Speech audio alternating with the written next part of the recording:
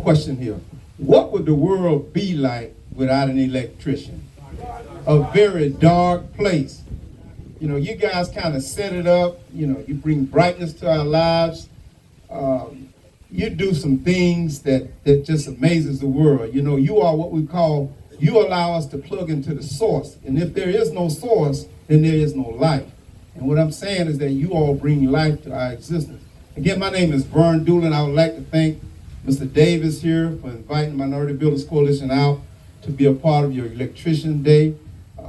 He is one of our members, along with Vision Electric, as well as Blue Hill Electric. Those are three people I see here today that are present here today. Well, what does Minority Builders Coalition do? We've been around now for about 50 years, and we advocate on behalf of women and minority-owned businesses throughout the Tri-County area. A lot of the studies, the disparity studies that Claude talked about earlier, we were responsible. We helped ignite the disparity study that they did over at the Broward County School Board. And what we found out was that out of every $10 bill that the school board spent, 8 of those $10 went to white males. The other $2 was split up between all the other race groups. So that's a very, very small percentage.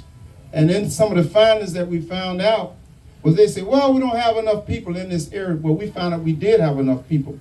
But where the problem comes in at a lot of times is you have staff that are working in procurement in some of those other areas who favor certain people.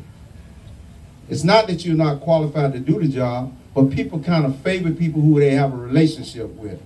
So what we've been doing is just trying to work behind the scenes to make sure that you do get it's not enough to get a seat at the table. We want to put you in a position so that when you come to the table, you can have your own knife and cut your own slice. And that makes a big difference. And a lot of these different groups do what we call hope trafficking. You know, they'll put up and say, oh, we got $10 million to do this and we really want to share it. But when it all boils down, they have so many barriers in the way that people are not able to get over those barriers. Sometimes those barriers come in the form of bonding. Sometimes those barriers come in the form of various different equipments that you're going to need in order to do the job. So our job is to just kind of get out and prepare you for the yes. Again, my name is Vernon Doolin. I'm with the Minority Builders Coalition. Brian C. Johnson is actually the CEO of our company.